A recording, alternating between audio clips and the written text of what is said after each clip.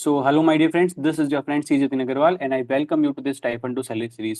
अब आप लोग बोल रहे हैं कि सर काफ़ी दिन हो गए आपने कोई वीडियो डाली नहीं, हमें बता दीजिए कि कैंपस का फॉर्म कैसे भरें ताकि मैक्सिमम शॉर्टलिस्टिंग आ जाए और साथ साथ सेंटर कौन सा चूज़ करें। तो फ्रेंड्स, इस वीडियो में हम ये पूरा डिस्कशन आपके पूरे मन के डाउट सॉल्व करेंगे कि कौन कौन सा आपको की पॉइंट्स आपको कैंपस फॉर्म में रखने लिखने हैं या ताकि आपको मैक्सिमम शॉर्टलिस्टिंग आ जाए। अब आप बोलेंगे सर की पॉइंट्स थोड़ी होता है, हमारे तो मार्क्स के या सीवी के बेस पे आ जाता है कैंपस शॉर्टलिस्टिंग। तो फ्रेंड्स, मैं आपको बता दूं ऐसा नहीं होता है। कुछ ऐसे की पॉइंट्स होते हैं, कुछ ऐसे पॉइंट्स होते हैं जो आपको सीवी में लिखने होते हैं ताकि आपको मैक्सिमम शॉर्टलिस्टिंग कैंपस में आ जाए। तो अब ये बात करेंगे और सेकंड हम ये बात करेंगे कि आपको सेंटर कौन सा चूज करना चाहिए। अब आप बोलेंगे सर कैंपस की कंपनीज की लिस्ट तो आई नहीं आपके पास। तो फ्रेंड्स, वो लिस्ट 12 तक फाइनल होगी, आपकी कैंपस की लास्ट डेट 10th है, तब तक आपको फाइल करना है। तो जो कुछ क्राइटेरिया है जिसके बेस पे ये वर्क करता है कि कौन सा आपका मार्क्स के बेस पे कि कौन सा कैंपस आपको फाइल करना है ताकि ज़्यादा से ज़्यादा आपके पास शॉर्टलिस्टिंग आ जाए। ठीक है, तो चलिए स्टार्ट करते हैं।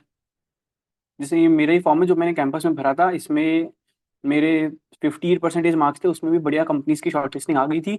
तो इसीलिए आपको बताता हूँ कि किस तरीके से मैंने फॉर्म भरा था। सबसे पहले आपका नेम और बेसिक डिटेल्स आपको फिल करनी है। नेम हो गया, मैरिटल स्टेटस और जेंडर और date of birth, city state आपको भरना है और पिन कोड। अब कुछ कुछ के मन में डाउट होता है सर सिटी स्टेट कौन सा भरे। हम तो जिस कैंपस में फाइल कर रहे हैं उसके नियर बाई लोकेलिटी का भर देंगे तो दिक्कत नहीं आएगी, ज़्यादा से ज़्यादा शॉर्टलिस्टिंग आ सकती है। तो फ्रेंड्स, ऐसा कुछ भी नहीं होता है, आप पे डिपेंड है। आप अपना परमानेंट लोकेशन यहाँ पे डाल सकते हैं, इसमें कोई दिक्कत नहीं है। कंपनी उस बेस पे चूज नहीं करती है। इस कैंपस में एटलीस्ट ये क्राइटेरिया नहीं रहता है। ठीक है, अभी इसमें अगर अपन थोड़ा आगे बढ़े तो आपको आपकी डिटेल्स डालनी है एजुकेशन की। अब एजुकेशन डिटेल्स किस कैसे डालनी है, असेंडिंग ऑर्डर में। मतलब 10th आपको पहले डालनी है, फिर 12th, फिर आपको ग्रेजुएशन और सी ए सी पी टी, फिर उसके बाद आपको इंटर और फिर फाइनल एग्जाम्स की डिटेल डालनी है। तो सबसे पहले 10th आपकी आनी चाहिए। इस फॉर्मेट में आपको फिल करना है डिटेल। ठीक है, तो इसमें आपको क्या क्या भरना है, बोर्ड भरना है और ईयर ऑफ पासिंग भरना है, कौन से टाइप का आपने कोर्स किया था, रेगुलर थे आप, और मार्क्स भरना है जो परसेंटेज टर्म्स में होना चाहिए। और आपकी अगर कोई किसी भी तीनों लेवल में से किसी भी लेवल पर रैंक थी तो वो रैंक आपको यहाँ पे भरनी है। ठीक है, तो ये दूसरा पार्ट कंप्लीट हुआ। अब आगे दूसरे पार्ट पे तीसरे पार्ट पे चलते हैं। ये बोलता है कि आपको है ना ग्रुप वाइज डिटेल बतानी है कि कौन कौन से आपने अटेम्प्ट में पास करा था। तो यहाँ पे एक बहुत ही जैसे इंपॉर्टेंट आपको फिल करना है किस तरीके से कि अगर आपने नवंबर 20, जैसे मेरे केस में नवंबर 20 था, आपके केस में नवंबर 21 होगा, तो उसमें अगर आपने फर्स्ट ग्रुप और सेकंड ग्रुप दोनों पास कर लिए तो आपको फर्स्ट फर्स्ट अटेम्प्ट भरना है।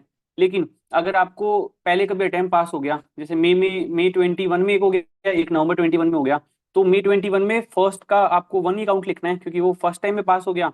और सेकंड टाइम पे आपको जैसे नवंबर 21 में हुआ तो वो भी आपको वन ही काउंट लिखना है। आप बोलेंगे कि सर अगर मेरी कोई एग्जाम्शन आ गई तो मई 21 में अगर कोई एग्जाम्शन थी तो आपको मई 21 में जो फर्स्ट ग्रुप पास हुआ उसका तो एक अटेम्प्ट लिखना है, और जिसमें एग्जाम्शन आपने कैरी फॉरवर्ड की उसको आपको दो अटेम्प्ट लिखना पड़ेगा।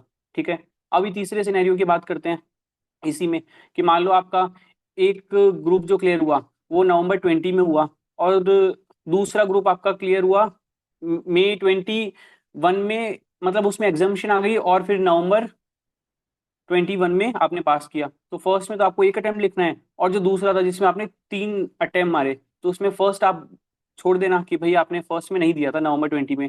मई 21 में जब से एग्जाम्शन मिली ना तो तब से आप काम करो, तो फर्स्ट और मई 21 और सेकंड नवंबर 21, तो दो अटेम्प्ट यहाँ पे। अब तीसरे सिनेरियो के बाद एक और सिनेरियो की बात करते हैं। वो बोलता है कि आपने मान लो नवंबर 20 में कोई एग्जामिनेशन स्कोर की थी और मई के बाद फिर आपने नवंबर 21 में ओरिजिनल पास किया। तो ओरिजिनल जब पास किया ना तो फिर आपकी उस केस में 3 आपके अटेम्प्ट लिखने पड़ेंगे। ओरिजिनल जो आपका था नवंबर 20, फिर आपका मई 21 और फिर नवंबर 21, तो 3 अटेम्प्ट आपको इसमें लिखने पड़ेंगे।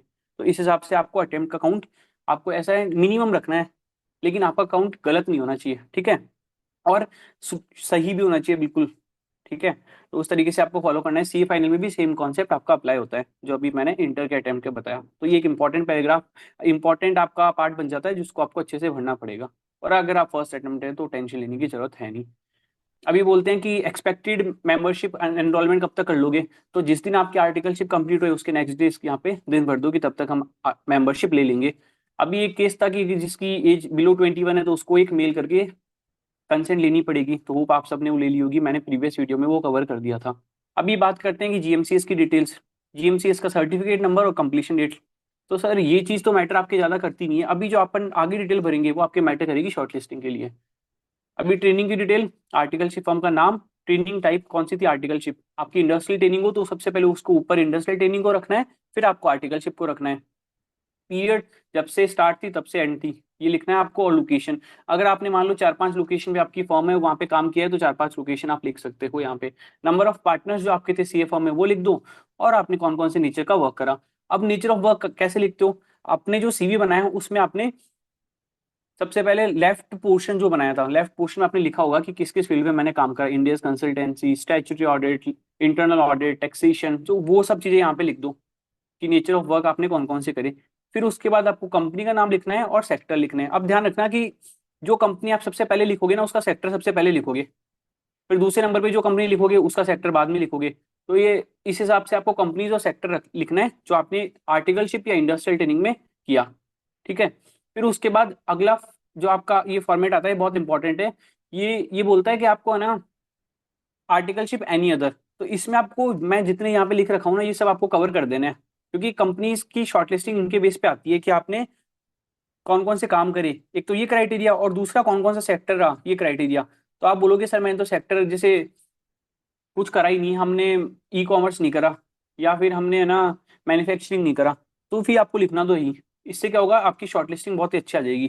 तो ये दो बहुत इंपॉर्टेंट क्राइटेरिया रहते हैं जिसके बेस पे कंपनी शॉर्टलिस्टिंग करती है। तो ये दो क्राइटेरिया आपको ध्यान में रखना है, जो मैंने यहाँ पे दे रखे हैं वो भर दो और मैक्सिमम यहाँ पे फिल करो। क्योंकि एक एक चीज और देखना कि यहाँ पे कुछ वर्ड लिमिट होती है, ये जो सेक्टर वाले हैं इसमें। तो आप एक बार सेव करके बाहर आ जाओगे ना, तो बाद में वो वर्ड लिमिट से जो एक्सीड करेगा वो अपने आप हट जाएगा, तो वापस जाके चेक करना ताकि आप वर्ड लिमिट को एक्सीड नहीं करो। ठीक है, तो ये चीज आप चाहे स्क्रीनशॉट ले लो कि इंडस्ट्री कौन कौन सी पढ़नी है और आर्टिकलशिप एनी अदर में आपको मैक्सिमम वर्क भरना है। ठीक है, अभी आगे आते हैं। आगे प्रीफर्ड इंडस्ट्री में आपको सब में यस करना है, किसी में नो नहीं करना। हॉबीज में बात करें तो सब में आपको यस करना है, और एनी अदर में आपने जो एक्स्ट्रा करिकुलर्स में आपकी सीवी में लिख रखा है वो आपको लिखना है। अभी आगे आते हैं। आगे में प्रीफरेंस रिगार्डिंग द जॉब पूछा है, पासपोर्ट है तो डेफिनेटली भर दो यहाँ पे, क्योंकि कोई बाहर की कंपनी भी आ सकती है जो आपको बाहर पोस्टिंग दे, तो पासपोर्ट नंबर लिख दोगे तो बेस्ट रहेगा। आपकी शॉर्टलिस्टिंग का क्राइटेरिया ये भी बन सकता है। फिर ट्रांसफरेबल पोस्ट या कोई भी पोस्ट हो तो आपको यस करना है, यहाँ पे एक्सेप्ट कर लेंगे हम। प्रिफर्ड रीजन जितनी भी वहाँ पे अलग अलग टाइप की कंट्रीज है सबको एक्सेप्ट करना है। और एक्सपेक्टेड सैलरी पे आते हैं। एक्सपेक्टेड सैलरी फर्स्ट अटेम्प्ट है तो 10 लाख भर दो आप। अगर आप रैंकर हो तो मिनिमम 13 लाख या 14 लाख भर दो। और अगर आप जैसे सेकंड अटेम्प्ट हो तो फिर 8-9 लाख के यहाँ पे भरो, 9 लाख भरो एटलीस्ट, क्योंकि 9 लाख से नीचे तो कुछ है ही नहीं था कि शॉर्टलिस्टिंग उस हिसाब से आ जाएगी आपके पास। और कैटेगरी जनरल जो भी आपकी कैटेगरी है वो भर दोगे, फिजिकली हैंडीकैप हो तो वो भर दो। और फर्स्ट सेंटर, अब सेंटर का सिलेक्शन किस हिसाब से करना है, आपकी परसेंटेज के बेस पे होगा या फिर कोई और भी क्राइटेरियाज है वो अपन मतलब सेकंड पार्ट में कवर करेंगे इस वीडियो की, जो मतलब इसी वीडियो में होगा बेसिकली। तो अब सेकंड सेंटर जो स्मॉल सेंटर है, तो अभी आपको टेंशन नहीं लेना, थाने या इंदौर या इनमें से कुछ भर सकते हो आप, बाद में अपन इसको चेंज भी कर सकते हैं, तो अभी इस पे इतना टेंशन नहीं लेना, अभी बेसिकली थाने या इंदौर भर दो। ओरिएंटेशन प्रोग्राम, बेसिकली जो ओरिएंटेशन आईसीआई कराता है, तो आपकी नियर बाई लोकेलिटी का जहाँ पे आप जा सको वो भरना है यहाँ पे।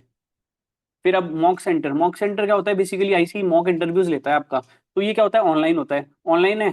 तो फिर आप है ना जिस सिटी में आप जा सकते हो, मतलब ऑनलाइन है तो बेस्ट सिटी भर सकते हो, तो जैसे मैंने मुंबई भरा था। अगर ऑफलाइन ऑफलाइन होता तब अपन टेंशन लेते हैं कि पर्टिकुलरली पास भी भरना पड़ेगा, पर ऑनलाइन है तो आपको टेंशन नहीं लेना, मुंबई भर सकते हो आप, या और भी कोई आपकी प्रिफर्ड सिटी जो है। तो ये आपका कैंपस का फॉर्म है। तो कैंपस के फॉर्म में क्या क्या चीजें आपको इंपॉर्टेंट ध्यान में रखनी है। सबसे पहले तो आपको इसको असेंडिंग ऑर्डर में भरना पड़ेगा। ठीक है, पहली चीज तो ये जो आपको ध्यान रखनी है। दूसरा आपका अटेम्प्ट काउंट बहुत इंपॉर्टेंट है, बहुत मैटर करता है, उसको भी आपको ध्यान में रखना पड़ेगा, क्योंकि ये 3-4 चीजें आपकी जो क्राइटेरिया बनती है शॉर्टलिस्टिंग की, कि जैसे आपने सबसे पहले ऊपर डिटेल भरी, उसमें कुछ कुछ कंपनीज की होती है कि ग्रेजुएशन आपकी होनी चाहिए, तो वो भी आपको मतलब हर चीज भरनी है यहाँ पे। तो फर्स्ट और सेकंड ये क्राइटेरिया हो गया। अब तीसरा क्राइटेरिया बात करते हैं कि आपको बेसिकली अपना डिटेल डालना है सारी, और फिर उसके बाद ये नेचर ऑफ वर्क है ना, नेचर ऑफ वर्क, इंडस्ट्री और आर्टिकलशिप एनी अदर, ये तीन बहुत ही इंपॉर्टेंट, जो आपके सबसे मोस्ट इंपॉर्टेंट पैराग्राफ बन जाते हैं, जो आपको अच्छे से फिल करना है, मैक्सिमम इसमें डिटेल भरनी है, ताकि ज्यादा से ज्यादा सेक्टर आप कवर करो, ज्यादा से ज्यादा शॉर्टलिस्टिंग आपके पास आ जाए। ठीक है, तो तीन चीज ये इंपॉर्टेंट आपको मैटर करती है, फोर्थ में आपको सबको यस करते हुए चलना है। ठीक है, तो ये चीज आपको ध्यान में रखनी है ताकि आपको मतलब कैंपस में कोई दिक्कत नहीं आए बेसिकली। अभी अपन बात करते हैं कि कैंपस में सेंटर कौन सा भरे, क्योंकि सेंटर सिलेक्शन आपके बहुत इंपॉर्टेंट हो जाता है कैंपस के लिए। तो मेरे पास एक मैट्रिक्स बन रखी है, उस मैट्रिक्स से आपको बताता हूँ कि आपको कैंपस में कौन सा सेंटर चूज करना बेस्ट होता है। अब आप बोलेंगे सर कि आपने किस बेस पे बनाई मैट्रिक्स। तो मैट्रिक्स का बेस ये है कि जो प्रीवियस शॉर्टलिस्टिंग्स आई, मैंने प्रीवियस 2 साल की डेटा को कोलेक्ट किया और बच्चों से पूछा कि आपकी शॉर्टलिस्टिंग मतलब कैंपस भरी, ये पर्टिकुलर बिग सेंटर चूज करा तो आपको कौन सी मैक्सिमम शॉर्टलिस्टिंग मिली। तो उस बेस पे मैंने बनाई है ये। और अभी की बार तो जैसे लास्ट टाइम की तरह फिजिकल कैंपस है तो आपको जाना भी होगा। तो मान लो एक कंपनी अगर एक दिन आ गई, फिर दूसरी आपको 2-3 दिन बाद में है, तो 2 बार आपका या तो वहां पे 3 दिन रुको, मान लो फर्स्ट में नहीं हो पाया तो 3 दिन वहां पे रुको, या फिर आपको अप डाउन करना पड़ेगा, एक बार आओ जाओ, 5-5 10 5 दिन का भी गैप हो सकता है। तो उस हिसाब से आपको पूरा देख के मैनेज करके चलना है कि आपको कहाँ पे मोस्ट सूटेबल रहेगा ताकि आप जाके इंटरव्यू दे सकते हो। तो वो सब चीजें आपको देखनी है। तो आपको बता दूं कि मेरे कुछ क्राइटेरिया इस तरीके से हैं कि जैसे मुंबई है, मुंबई ये बिग सेंटर्स के सारी लिस्ट है। अब बिग सेंटर में मुंबई है तो मुंबई किसके लिए बेस्ट है? जिसने बिग 10 से आर्टिकलशिप करी हो और 55% से ऊपर मार्क्स हो। लेकिन अगर आपने बिग 10 से नहीं करी तो आपकी 60% से ऊपर मार्क्स होनी चाहिए, 60% और अबूव। तो ये मुंबई बेस्ट है। दिल्ली किसके लिए बेस्ट है? आप रैंकर हो, ईडब्ल्यू एस सर्टिफिकेशन है आपके पास या रिजर्वेशन है, या फिर आपके 55% से ऊपर है, तो आपके लिए दिल्ली बेस्ट है। बैंगलोर किसके लिए बेस्ट है? बैंगलोर सारी परसेंटेज के लिए बेस्ट है, फर्स्ट अटेम्प्ट में अगर आपने पास करी है तो। और अगर आप ई कॉमर्स या फिर स्टार्टअप्स इन सबको टारगेट कर रहे हो ना, तो भी आपके लिए बैंगलोर बेस्ट है। ठीक है। अभी चेन्नई की बात करते हैं। चेन्नई जो साउथ साउथ रीजन के पर्सन है और है ना, मतलब मैन्युफैक्चरिंग सेक्टर में ज्यादा जाना चाहते हैं, उनके लिए बेस्ट है। हैदराबाद जो आईटी सेक्टर और कोई भी परसेंटेज से पास करो, चाहे आप अटेम्प्टर भी हो, तो उसके लिए बेस्ट है। कोलकाता भी सेम केस है, नियर बाई प्लेसेस वालों के लिए बेस्ट है। जयपुर की बात करें तो जो जयपुर के आसपास के प्लेस हैं, प्लेस पे जो लोग रहते हैं, ठीक है, और उनके चाहे सीए फाइनल में अटेम्प्ट हो, फर्स्ट अटेम्प्ट है तो बेस्ट है, लेकिन सी फाइनल में अटेम्प्ट भी है ना, तब भी जयपुर आपके लिए बेस्ट है। जो आसपास के लोग हैं उनके लिए आप बोलेंगे सर मैं तो बैंगलोर जाऊंगा, तो बैंगलोर में आपकी कैंपस में जो शॉर्ट लिस्टिंग है वो बहुत कम आएगी बीइंग अटेम्प्टर। मतलब ये ऐसे नहीं कि मैं आपकी इंसल्ट कर रहा हूँ या कुछ बोल रहा हूँ, मैं जेन्युइन बात बता रहा हूँ जो पास एक्सपीरियंस के बेस पे हुई है। और आपको वहां पे जाना ना पड़ेगा, मतलब 2-3 डेज पे शॉर्ट लिस्टिंग आ सकती है, वो भी एक मैटर कर सकता है। तो इसलिए जयपुर बेस्ट है। पुणे किसके लिए बेस्ट है? जो नियर बाई लोकेलिटी के पर्सन है उनके लिए पुणे भी बढ़िया है, बढ़िया कंपनीज आती है। और अहमदाबाद जो अटेम्प्ट है जिनके, उस हिसाब से उनके लिए अहमदाबाद भी बढ़िया है, क्योंकि कुछ अच्छी कंपनीज आती है। और जो मतलब जिसके बढ़िया मार्क्स आ गए वो ऑब्वियसली भरता नहीं है, तो आपका चांस ज्यादा बन जाता है यहाँ पे भी। ठीक है। अभी फिजिकल, अभी कौन कौन सी और चीजें जो आपको ध्यान में रखनी है? फर्स्ट तो फिजिकल कैंपस है, तो उस हिसाब से पूरा कन्वीनियंट आप रखना, कैसे जा सकते हो, कहाँ रहना है, सब चीज। दूसरा, ये जो परसेंटेज मैंने बताई ऊपर, ये सी फाइनल की है, तो वो परसेंटेज मैटर करती है। और तीसरी चीज जो सबसे इंपॉर्टेंट है कि आपको वहां जाना भी है नहीं जाना। मान लो कल को आपने बैंगलोर तो भर दिया कैंपस, अब आप बोलोगे कि मेरे तो घर वाले अलाउ नहीं करे, अब मेरी मर्जी नहीं है इतनी बाहर जाने की, इतनी दूर जाने की, तो फिर आपका जो कैंपस का चांस है वो पूरा मिस हो जाएगा ना। तो उस अकॉर्डिंग मैं आपको बोल रहा हूँ कि कैंपस का जो सेंटर सिलेक्शन है वो बहुत इंपॉर्टेंट है, और अच्छे से आपको ये पॉइंट्स 3-4 पॉइंट्स जो है वो देख के करना है। ठीक है। अभी कंक्लूजन बता दो सर। तो कंक्लूजन में आपको बता देता हूँ, अगर आपका अटेम्प्ट है तो जयपुर के पास वालों के लिए तो जयपुर बेस्ट है, वैसे ही पुणे के पास वालों के लिए पुणे, और अहमदाबाद के पास वालों के लिए वो। तो वैसे ये जो पास वाले के सेंटर्स हैं, जो बहुत बड़े नहीं है, छोटे सेंटर्स हैं, मतलब है बिग सेंटर बट जैसे कंपनीज लिमिटेड आती है, तो उनके लिए बेस्ट है। दूसरा, अगर आपकी 50-55% है तो आपके लिए बैंगलोर बेस्ट है। 55-60% है तो आप दिल्ली भी भर सकते हो, बैंगलोर भी भर सकते हो। अब आप बोलेंगे सर दिल्ली में तो रैंकर्स आते हैं बहुत सारे, लेकिन ऐसा है कि दिल्ली में कंपनीज बहुत सारी आती है, तो आपके पास चांस एक ओपन हो जाता है कि आपकी शॉर्टलिस्टिंग्स आ सकती है अच्छे से। अगर आपके greater than 60% है तो आपके लिए तीनों कैंपस बेस्ट हैं। मुंबई भी फाइट कर सकते हो आप अच्छे से, मतलब चाहे बिग 10 से नहीं हूँ, फिर भी आप आराम से मुंबई फाइट कर सकते हो, कोई दिक्कत नहीं है इसमें। और कंपनीज भी बेस्ट आती है मुंबई में, मतलब ऐसा नहीं है कि खराब आती है। दिल्ली के बाद जैसे जो दो दो सेंटर्स आते हैं ना, बैंगलोर और मुंबई, उनमें ही कंपनीज बेस्ट आती हैं। अभी रैंकर अगर आप हो, AWS है आपके पास, रिजर्वेशन है, तो दिल्ली आपके लिए बेस्ट है। तो ये सब एक बेसिक एक मैट्रिक्स जो मैंने बनाई है पास्ट ट्रेंड्स को देखते हुए, तो इस बेस पे आप सेंटर का सिलेक्शन कर सकते हो। और कैंपस का फॉर्म भरना मैंने आपको बता ही दिया। तो आपके लिए बेस्ट है कि इन सब मेरे जो मैंने गाइडलाइंस या बोल सकते हैं कुछ सजेशंस बताए, इनको फॉलो करो। और अगर आपको अच्छी लगती है तो कमेंट में जरूर मुझे थैंक यू लिखो। Thank you so much, this is your friend C Jatin Agarwal. और अगर आपको और भी कोई डाउट है तो मुझे आप मेरे व्हाट्सएप पे व्हाट्सएप जो कम्युनिटी चैनल है उस पर लिख सकते हो, या फिर टेलीग्राम पे लिख सकते हो, या फिर पर्सनली भी मैसेज कर सकते हो, कैसे भी। तो thank you so much, this is your friend C Jatin Agarwal. Okay.